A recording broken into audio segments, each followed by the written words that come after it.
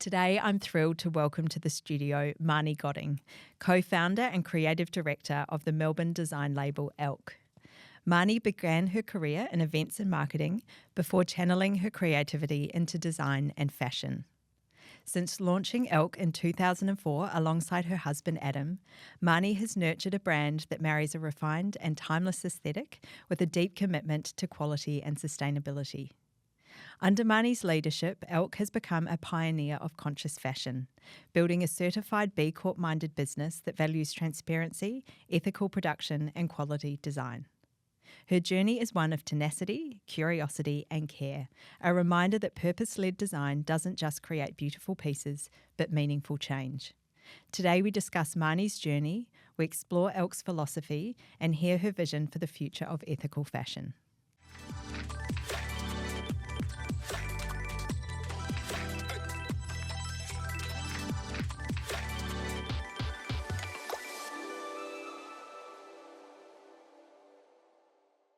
Marnie, welcome to Her Design, Her Story. Thank you so much for joining me today. Thanks for having me. It's very exciting to see you. I was thinking this morning, our paths first crossed probably about 12 years ago. I think my oldest daughter and your youngest child will be the measure of that relationship. I remember I was working for a Melbourne designer.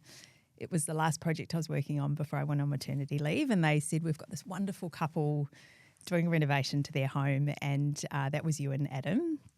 So met in a work capacity and obviously had the pleasure of working with you on store design and office fit outs and all sorts of exciting things since. But I remember when I first met you, I think on a personal note, I was a little bit anxious about maternity leave.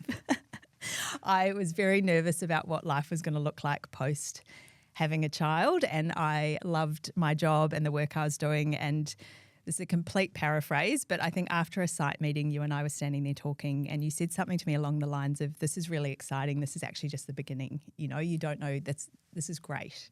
You can go out and do something really interesting. So thank you for that. It's always stuck with me. I think it's funny when you look back and things that are a little bit overwhelming. I think that was a wonderful sort of transition for me to end my time at Heka Guthrie on your project. So I really, really enjoyed that. Obviously, you have this incredible business, Elk, that you've built up with Adam over the years. But before we touch on all things Elk, I was interested to go back to the start of your career pathway because I know you studied something quite different outside fashion to start with. Can you talk me through a little bit about what that first pathway was like for you? Yeah, sure. I grew up in Melbourne and I actually went to RMIT and studied a degree in applied science. Oh, wow. So completely different to what I'm doing now, which is quite often the case when you're making a decision when you're 16 or 17 about what you're going to do for the rest of your life. So I did a 4-year course at RMIT, and during that time I was really lucky. I've made a lot of incredible friends who are still friends to this day, but most of them were actually not in my university course. They were doing fashion. And I think it opened, going to university opens your world up to new people and new experiences. Yeah. And I think I didn't realise at the time what those early friendships were going to do to shape my future. So I followed that path through from university. My first job was at the National Gallery of Victoria. So I worked at the NGV for about a year prior to it closing for its major renovation. And my boss at the time actually took me from the NGV and ended up at the Melbourne Zoo. So again, another shift. Bit of a jump, yeah. Yeah, the role at the Melbourne Zoo was actually in an events and marketing role, mostly events, and it was just probably some of the most fun years I think I've ever had in my life. Again, met some really incredible people and forged some long-standing friendships. Yeah. Worked incredibly hard. I don't think I've worked as hard until I opened my own business as I did at the Melbourne Zoo. So I was there for a number of years, and that was a really formative time for me because I learned to work for a big company. My dad always said it's important to learn on someone else's time. And I think those early days of learning what to do as much as what not to do were really important for me. And I feel very grateful for the time that I had there. But it was very different to what I'm doing now. Yeah. Before we jump ahead into that transition into Elk, I've found with a lot of particular creative people and pathways, there's often people around us, family, friends that have maybe had a creative aspect which has inspired us. Was there anyone around you growing up who had a particularly creative journey or influence over any of those decisions? I think the influence that I had comes from two sides, both from a very I grew up in a family business, and so I've got a great deal of influence from my dad and the business that he ran and how to run a business, and that has certainly influenced my whole career and my whole life as a business person. And then on the creative side, it was my mum. So mum's a fine artist and she is the most incredible painter. But I think I grew up also in a world of people who cook and amazing bakers, and my grandmother was an amazing illustrator. Oh, and wow. I think that the world that I grew up in was an appreciation for nature and for gardens, and they're both incredible gardeners. Yeah. Saw my mum painting, always crafting, always sewing, always quilting. There was always some craft project that she had sitting next to the couch or taking over a certain room in the house. And I think even in my early career when I was particularly at Melbourne Zoo, even though I was in events, I was constantly pushing the boundaries, trying to work out how we could create bigger themed events or, make things look, it was like a decoration package. How could we create things that were just a bit more beautiful? And always felt that there was, I found the corporate side of work quite easy, but there was always that creative side that I just didn't feel like I was ever getting enough. Yeah. And I think if I'd stayed at the NGV, if they hadn't closed for the renovation, I think I probably would have been there for it still, maybe, because it was an incredible place to work. Yeah. But certainly I think that early influence of my parents and having that almost left brain, right brain balance has certainly stayed with me today. And I still ask my dad for business advice now. And my mum still gives me advice or feedback about a product that she's seen or why she loves something. And I really value that relationship that we have. Yeah, that's quite incredible because often, I've even found studying architecture, there was a real focus on the creative, but that business aspect was quite minimal really when you think about ultimately where a lot of people end up wanting to open their own practice or, I think that having that ability to kind of go between both is actually quite a unique skill set. Very helpful. It is. And and I think that the respect that you have for people who've forged paths before you, and even though when they were working, time was very different, business was very different, there's still those fundamental things that mean you are a great leader or a great business person that you can draw on their experience to form your own opinions. Yeah. Oh, that's wonderful. Ilk was officially founded in 2004, which is incredible longevity, particularly in the sort of ever-evolving field of fashion. But when you started your business alongside your then partner, now husband, Adam, he was a fine jewellery maker at the time, and you saw an opportunity in sort of evolving that business. Can you describe a little bit about how you sort of transitioned from this events career into the jewellery space and how you were able to identify, I guess, the merit in putting all your energy into that? Yeah, well, I think this is where life experience, even though limited at that time, all sort of collided. And Adam, he was running a independent studio where he was doing bespoke jewellery work, so high-end, fine jewellery, and very, very clever arts person, craftsman. And he had this really loyal clientele that was coming through, but they weren't coming through very frequently. I mean, you don't often need to buy a diamond ring. Yeah. So the repeat business was pretty low. Yeah. So I think there was two things. At the time, I was working still at Melbourne Zoo. He was running this business, it was getting busier, and he just wasn't keeping up with the day-to-day bookkeeping, I suppose, and those sort of functional things. So I jumped on board on weekends to give him a hand. And as I was there and I could see his customers coming through, and I was there was a seed that was planted that I thought, they are engaged, they love him, they trust him, he's a very, very good, artist, and they wanted to come back more often. They were finding reasons to come back. And I think I got sort of the bookwork under control with him, and I said to him, I think there's an opportunity for you to bring some other product in or actually create another product that means your customers are going to come back more frequently. Yeah. I think at the time too, you have to remember it was pre-internet. Yes. And we had, again, this is where the time that we had with the friends that we'd met, that started to inform this next path that we went on. So we had friends who were doing runway collections, and they said, can you create something for us? So we've got this, collection that we want to do. We have one very, very clever friend here who she had all these watch parts. And she said, I want to make something out of these and set them in resin and do all these wild things. And that sort of took him from that very traditional craftsperson work into a very contemporary space. And we just, I think it was momentum. We saw that was successful. It sold really well, and there was a really growing demand for that.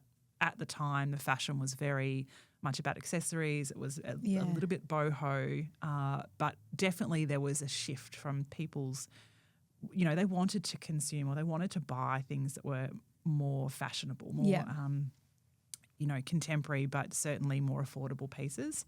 And I think it was just, a time where there was a niche and we saw an opportunity and we took it. So it's amazing. Yeah, I was designing things when he was making them, or I was making them myself, and then he was teaching me how to do it. And, I look back now and think, oh my God, those early things that we were designing were pretty ordinary.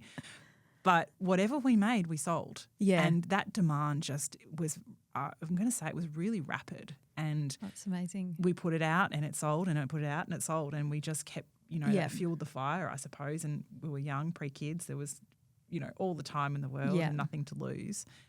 And that was really the start of Elk. So we probably did that for a couple, maybe 2 or 3 years before we actually registered the business. And then we really went, okay, this is a leap of faith. We've got to jump into this. And I left my job and we threw our lot in together and off we went. No, it's amazing. And I think quite a testament, we'll come back to this shortly, but I know from as a customer of Elk, but also working with you in that office space, seeing the loyal customers that you have, there's still that element of people wanting to come back, which is incredible over, such a long tenure. I think that's a real testament to the work that you have done. As a consumer of Elk, it's a brand I've always loved, and I think I associate it with that quality, that timelessness and sustainability, which is now sort of, it's an interesting position with that sort of concept of fast fashion, which I think people are really coming back to that sense of quality and being able to wear things over and over again. So this evolution from jewellery into clothing, was that once you started Elk officially, was that quite a natural sort of evolution for you? That's quite a big jump from accessories into the incredible range that you have now. How did that sort of process evolve for you? It was an organic process, but I think one driven by creativity and also by demand. So in the early days, we were making more just metal-based products and jewellery, and we started to take trips overseas. So I said to Adam, I think there's an opportunity for us to actually integrate some different materials into the product, and let's just go and see what we can find. And still he was running his fine jewellery business at the same time. So he had a need for precious stones and metals and materials and what have you. So we took a couple of trips to Thailand. We went to Hong Kong and different places like that. And I think that as a creative, as you see something, you're like, oh, what can I do with that? That natural curiosity really spurred on those early designs. And I think so we took the product range from really just gold and silver and platinum, and then we integrated some pearls and we integrated some semi-precious stones, and then we would start to use leather, and we would use different materials that were out of the box for certainly what was being designed at the time. But then we also met some incredible makers from the Philippines who were doing a lot of beautiful work with timber, and then we met somebody who was making leather goods, and then we met somebody who was making knitwear. And I think that exposure to these incredible makers and technicians in different materials and in different categories really spurred on that design interest. And I'm circumventing a very long story into a very short moment. It's an interesting one though. But I think it just, with that curiosity, we thought, oh, we could do this now and we could do that next. And, we had some lovely friends who we were borrowing clothing from for photo shoots, and we'd put these photo shoots together and customers say, oh, well, I want to buy that dress and I want to buy those shoes and I want to buy that bag. And we were like, okay. So we did that for, a few years of borrowing things. And then we just got to the point where we were like, well, let's just make it ourselves. Yeah. So we had this vision of a full head to toe brand, and the breadth of knowledge that you need to have as a designer to be able to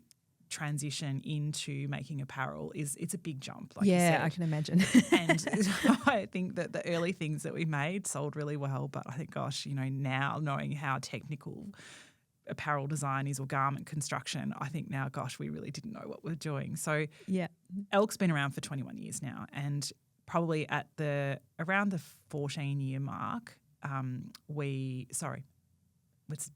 have now been doing apparel for 14 years. Okay. Yeah. But at that point in time, I think I was going to have my first child and was really realising that whilst accessories were just part of my living and breathing every day, I knew what I was doing. I knew everything there was to know.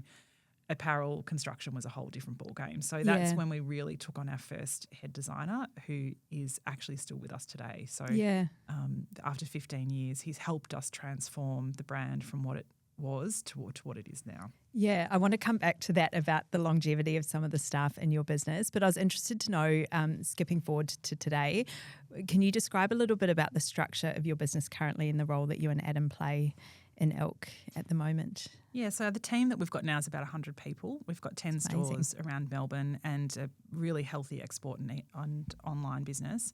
So Adam and I really still, as founders and co-owners of the business, are still involved as much as we can be. And Adam is in the role of CEO. I've got the role of brand director.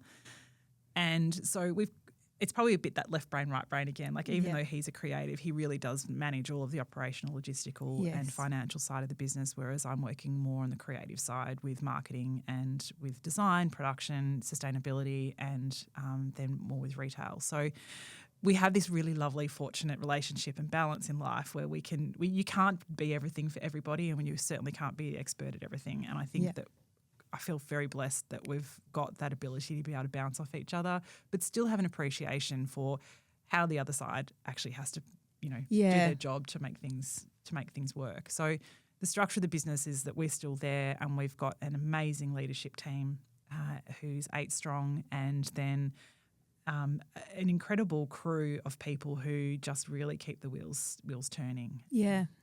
Yeah, no, it's amazing. I think I really enjoyed that aspect, having met you sort of, years before working on your house, which is quite a different relationship to then seeing a little bit behind the scenes in your office space. There were some staff, which I thought was an incredible testament to you and Adam, who had been there for a really long time and really integral to Elk. There's a wonderful camaraderie in that space. I did just want to ask a little bit about that leadership capacity, because again, I think you and Adam are really synonymous with Elk in a great way. Like it's still very much, I feel like your business, which again I think is quite unique in that fashion landscape. Is that something that's quite important for you as a female leader, to still be the face and sort of that association with the brand, I guess, in terms of staff and keeping that really loyal customer base, still something that you and Adam are really heavily involved in? Like I think we identify as a family business. So yes, it's very important for us to be involved. I don't love being the face of it. It's not my natural inclination to be putting myself out there. I don't. I'm not my most comfortable space. But I think that what is the point of running business? What is the point of running a business like Elk? And nobody else can tell us what that is. This is our invention. It's our journey. It's the life that we've created for ourselves and our family. And we've put ourselves out there, and we've put this business out there for a reason. And certainly there's a deeper purpose, which I'm sure we'll get to, around the fact that we're a values-driven business. Yeah. Nobody can quite tell your story like you can. And I think that we have made a major life decision a few years ago to move down the coast. So we are more removed from the business than we have physically been for a long time. And that was a big challenge. And I think I have seen in the last 3 years of that, geographical location shift, the shift in how the dynamic of the team works with us. Yeah. And especially as you have new people coming on board, that soaking in of family business life and the importance and the vision that we have for the business is really hard to maintain when you're not physically present in the space all the time. But yes, it is incredibly important for us to maintain contact. We also have both come from businesses that were really ordinary to work for, and have had bosses who are pretty ordinary. Challenging.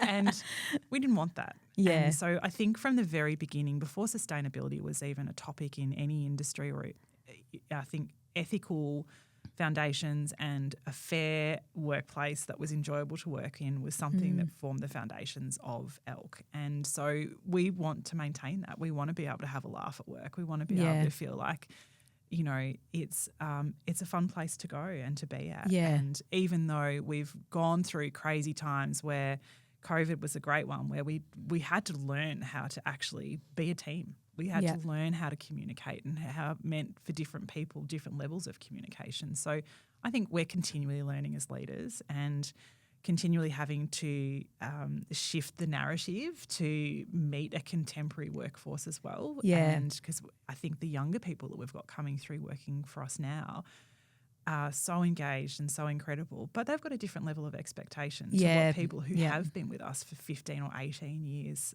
have had. And that's just the evolution of life, and it's the evolution of business. Yeah. Before, I really want to come back to that point, obviously, on sustainability, which is a really unique offering of ALK. But in terms of that adaptability and change, is that something fairly intuitive for you, or do you look to business mentors? I'm always really intrigued how people, because obviously that longevity of time is amazing, and with that comes social media and all these other things to navigate, and of course COVID, which I know probably some businesses really flourished in that time, but I know from sort of a design aspect there were supply chain issues and, you know, there were all these other things to navigate. Is that something that's quite intuitive for you and Adam, or do you have other people that you can seek advice from? I think it's both. Both, yeah. The intuition comes from being true to the vision that you have for the business, and also just like getting real, coming back to going, what do we want? What do we want out of this? Like, what is the sort of business that we want to run? And I think not overcomplicating it. So I think there's that intuition comes from experience, but also just a genuine belief in what we're doing. And that's quite settling. It's quite a grounding thing to go when things are feeling really tough, or like there's a problem that you're trying to deal with. It's actually just quite settling to put your feet on the ground and go, okay, we're here. We've gone through some really tough periods. This is what we're doing it for. And we also, as leaders and as owners of the business, have this very open thing with our team to say, if you're not happy and this business is not for you, then please go. Like we want to keep people engaged. We want them to be happy because, gosh, life's too short to be doing something you really don't want to be doing. And so I think that we've got an amazing team who are really engaged, and we're very proud of that. Yeah, no, you could feel it in the office. There was a wonderful sense of camaraderie in there. I did want to come to this focus of sustainability, which sort of goes hand in hand, you know, across a lot of design aspects now. I know certainly in architecture and interior design there's been a wonderful push towards sustainability, and sometimes it takes a client to challenge you and your knowledge to push further into that direction. I think it's having worked with you a little bit on and off over the years and seeing the amazing amount of work that really went into being B Corp certified, and your transparency report, which I know was something which was a really big achievement at the time. And I think because I was working with you sort of around your workspace, I was having a read of some of it and I thought, wow, this is an incredible culmination of a lot of hard work. Was that always an aspect for you, that sustainability that really informed your business? Was that, again, quite a natural sort of pathway for you to take? We've been doing this for a long time. Yeah. And I think that it has the sustainable pivot, I suppose, that we made was also from intuition and from travel. And so really I suppose that moment in time for us where we went, okay, we have to make a change here, is we took a trip to the Philippines, and the makers that we had been working with for a long time.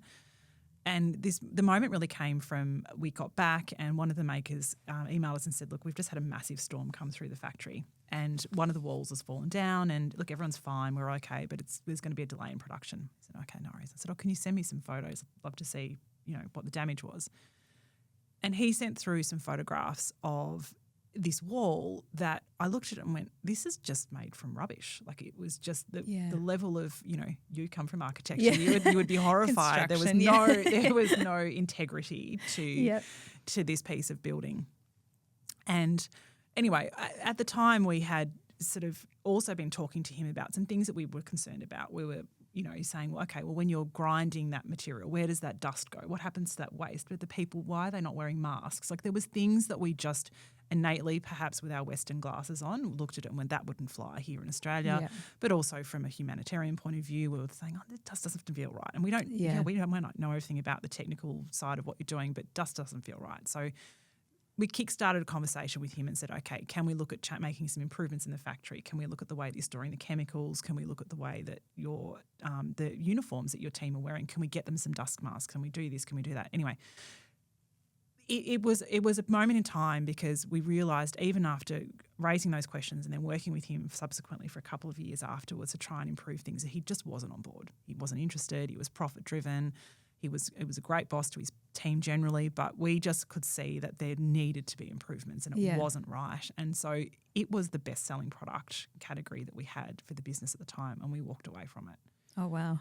So it was that moment of putting our values in front of our commercial priorities. And it was a moment where I say now that we opened a door to something that we couldn't close. We then started looking at our entire supply chain.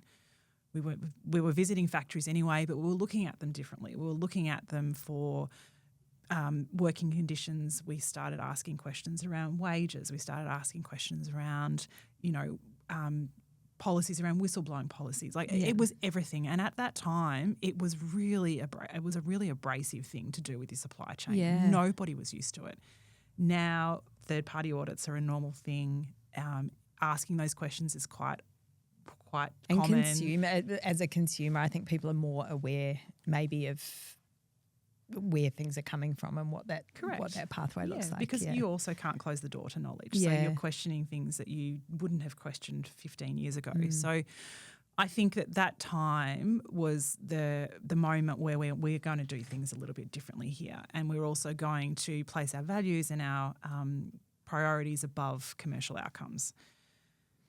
So sustainability, I think, came from intuition, but it also meant that we were going to put elk in a different position than most of the others were at the time.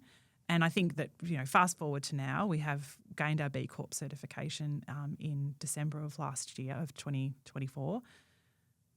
And I think, this is a podcast in itself. There's so much to talk about. But I think that the fundamentals really are about, we've got 3 pillars that drive all of the decisions that we make, and it's people, planet and product. Yeah. So the people side of it is not only our internal team, but it's our entire supply chain, looking at the health and safety and conditions that they're working in. Product is obviously what the product's made from and what happens at the end of life. So it's not just a linear production model. It's a circular production model that we're working on. And then obviously planet. So what is the impact on the planet from the business that we run, but also the product that we make? Yeah. I think it's really interesting, and I think, again, from a consumer side, I think those values really sort of tie in really beautifully to the aesthetic and the quality of product you're producing as well. To me, it feels really hand in hand with the calibre of elk, and I think certainly it's something I know a lot of friends. It's a big topic, particularly with our children now having this interest in fashion and this ability to just jump online and have a look at things. And I think it's sort of about that education as the consumer to be able to pass that down to the next generation as well. I think the challenge is, though, to be honest, that if you'd asked me 10 years ago what the conversation would be now, I was maybe naively but very hopeful that what we are doing was business as usual for most people. I thought this conversation around sustainable fashion would be, cool, what's next? It's just happening within every organisation. The despair that I have around businesses like Shein and Temu, who are really making an impact on every market that they're operating in, is so sad, and it's really hard for me to be okay with. And I have kids as well, and a teenager who loves fashion, and I even put her in a really difficult position because her friends are shopping at some of these fast fashion businesses, and I just won't allow it. And she understands why, and she appreciates it, but it's a really challenging thing because then she's having those conversations with her friends, and they don't understand it. So I think it's a really interesting time, and I just didn't think that we would be here. And so I think the level of intrigue that we have around how we can always do better, whether it's how, like when we worked with you, how do we fit out our office and we bought all secondhand furniture, there was nothing new put in there, to the way that, to the tea bags that we put in the tea room.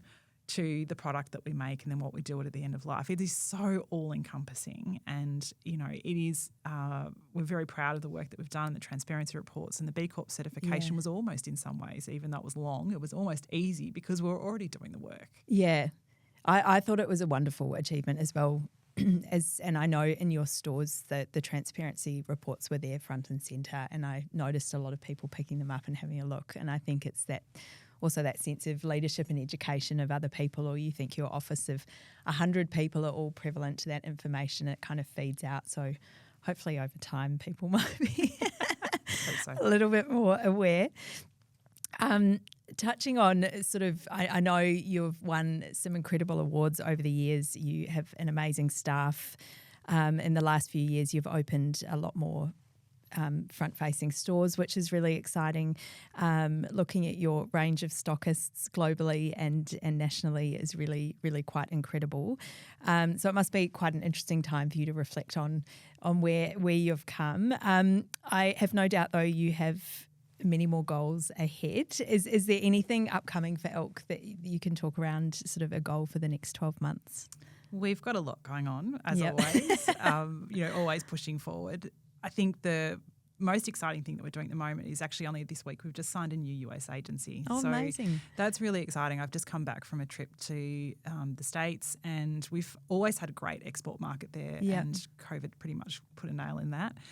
And it was really lovely to go back, and there is a wonderful group called We Wear Australian who... Oh, yes. They were doing a pop-up when I happened to be there in August, actually. Yeah, which was really exciting. Yes, which was wonderful. So I caught up with them and had a good chat about the opportunities ahead of Australian fashion overseas, and it was very validating for everything that I could see, thought, feel, and was hearing from some of the stockists that we have and had, that there was really good opportunity for Australian businesses back into the US, even though it is a tricky time there for that population. Really exciting to have just signed this new agency. It means that we've got an export market opened up again in a really critical market for us. So that's really exciting.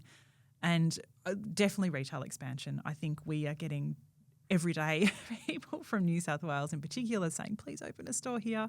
So I think that there's a great opportunity for us to certainly spread that message about Elk and about, we do comp shops every other week. And I'm just so excited to think that, we could be going into places where we're offering something that's much more than just about product on the shelves. And, that we're going to tell a story that's about, Australian innovation and evolution, and about fashion being different in a market that is full of the sameness. So I think there's lots of opportunities there. Yeah, no, it's really exciting. And I think there's also, particularly maybe after with sort of that COVID time of being forced to go back online, there is something wonderful about being able to go out and sort of that tangible quality. And I know you have such a wonderful range of product as well. It's nice to kind of be picking and mixing and getting back out there. So no, it is exciting. I was laughing with you earlier though, how it's a brand that has been around for a long time, and someone said to me recently, oh, have you come across Elk before? They'd walk past one of your stores. I'm like, absolutely. So there's a very loyal customer base, but also no doubt a lot of new people coming through the door as well, which lots of opportunities. Yeah, which is really exciting. I guess continuing that sense of development, obviously being in a creative director role, we're always, you'd be looking for inspiration and things to keep you motivated. Are there any particular ways that you seek inspiration for, I guess, from a design side of what you're doing? Is it travel? Are there any particular designers you like to reference?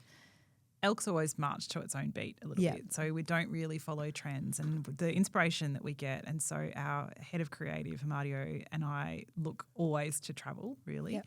So because of the way that we design and we work as well, we're actually producing product, creating product from scratch. We're not copying product, as which some is businesses great. do. So our most fun time is actually going to see makers and actually, going into their fabric storerooms and actually finding materials and going, what can we do with this? So travel's a big one, and also they'll often influence design because they will have mastered a new technique or a craft, or they bring somebody into the business who's an incredible embroiderer or someone like that. And so that evolution of design comes really from inspired travel, and we often find ourselves mostly going to places like Japan, or to less obvious places where most other businesses go to. So we'll go to Belgium or we'll go to Amsterdam or somewhere like that. And that affinity that we have for colour and print, which Elk is really known for, you can see those influences coming through from those places that we travel to. So that's a big one. Art, obviously, I think, obviously the colour balances and mixes that you find in artworks are a big inspiration. And other designers really are probably more artists and designers from bygone eras rather than anyone current. I think you can always draw inspiration and admiration for the big design houses and the way that their budgets extend to incredible materials and productions and huge fashion runway shows, productions. Yeah, exactly. So it's hard not to be inspired by those when you're in this world. But I think that, for the most part, our curiosity, which has been part of our DNA from the beginning, really has come through from travel and finding new materials.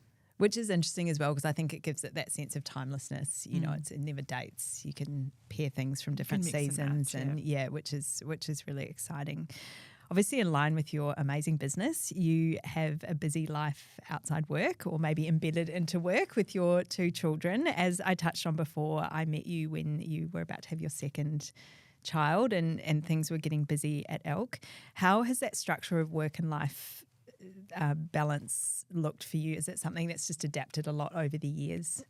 It has adapted and it continues to adapt. I think life and work when you run your own business is one and the same, really. But I did learn very early on where my very naive, idealistic new mother head was on my shoulders and saying, I can do emails in between breastfeeding, and I can run a meeting when, there's a little bit of nap time going on, and learnt pretty quickly that just wasn't possible. It's the one time they won't nap. Yeah, it's the Murphy's Law. So I think that early on we had to create some separation. So early life lessons. And I think that continues to adapt as your kids get older in some ways. You sort of, someone said to me once, small kids, small problems, big kids, big problems. I think that I'm seeing that my kids are as busy as ever now, and I think that means that we're as busy as ever now. But what is wonderful is my 11-year-old the other day was dropped off in a spot and with a friend, and they went and got an ice cream. And he said, I just popped into the shop and said hi. Oh, that's gorgeous. And I was this moment of me going, well, you're a little person, but also like how wonderful that you are so comfortable in doing that, talking to an adult, going into a shop and just saying g'day. Yeah. That's because of the upbringing that you've had. You've grown up around adults. You've grown up around people who respect you and treat you and speak to you like a person rather than a child. Yeah. And, that I felt really proud of him doing that and realised that that's, life and work is still, working hand in hand. Yeah, and I think exciting because they would have known Elk their whole lives. Yeah, which is wonderful. And we were touching on that before, that sense of the tangible outcome as well. I think spoken to a few people about that in terms of a design output. There's something like the store or the clothes, or that they can actually see the results of all your hard work, which is very exciting. That's right. And I think often I think certainly the generation my daughter's at, it's her parents who know the brand, not her friends. So she wasn't allowed to be dropped off in the Elk van this morning at school. So that she's not quite okay with it. But yeah, I think she's proud of it. And she actually called me the other day and she said, hey, Mum, come and have a look at this. She said, I've got to do an assignment for geography about the impact of industry on climate. And she said, look, there you are. She said they've used you as a project. And the school didn't know that, or the teacher didn't know that I was her mum. So I think she was sort of straddling this. Am I embarrassed or am I proud? I don't really know how to feel about this. But I thought, well, what an amazing thing that's for wonderful. You to go, okay, well, and I said, so do you need some help with this project? Yeah. She didn't want any help. I'm like, okay, well, I am the subject matter expert in this case. And no doubt as they get older, something, you often, even I was sort of talking to you earlier about that reflection on when I first met you, I think in the years to come, they'll certainly reflect and no doubt be really proud. It's incredible. No doubt. Before we wrap, it's time for her edit. So I'm just going to ask you some quick questions about a few things and see where you're at. Can you remember your first design-related purchase? I can. I remember it was, I don't even know how old I was, but I was sub-teens and I lived in a country town and we had a local, I'm going to fall short of calling it a fashion shop. But there was these overalls in there and I remember being absolutely obsessed over these overalls and they had clicky buckles and they had like little I think they were caterpillars. I think that was the brand at the time, and there was embroidered caterpillars. And I just remember thinking, I'm never going to take these off. That's so funny. And I remember just when Mum bought them for me, I thought I was in a bit.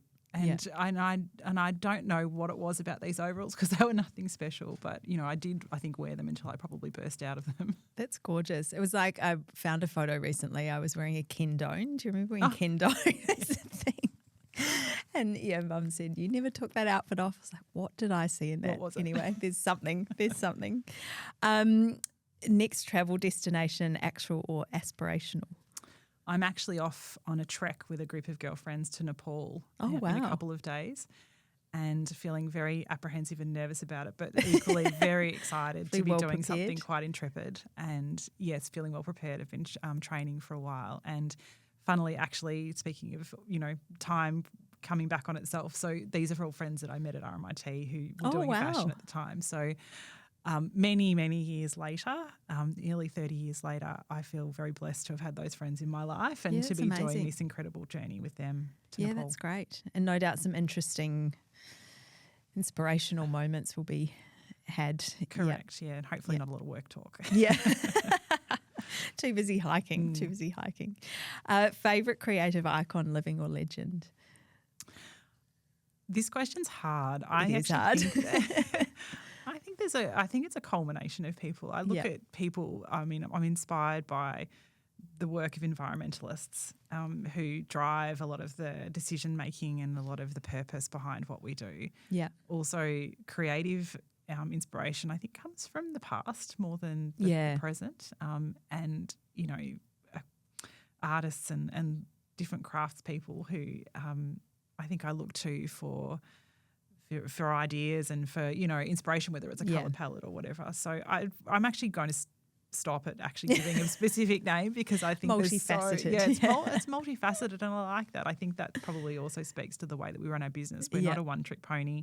Yeah, we've got our fingers in lots of pies, and we take we draw a lot of energy and inspiration from lots of different places. Yeah, which is what keeps things interesting, I think. Can you describe the Ilk aesthetic in 3 words? Colourful. Yep. I think genuine's not an aesthetic, but I think wearable. And Australian. Yes. And that's an excellent point you make about that Australian fashion. I think people are really proud to buy local and support local business, which is very exciting. Mm-hmm. Last question, which also might be tricky.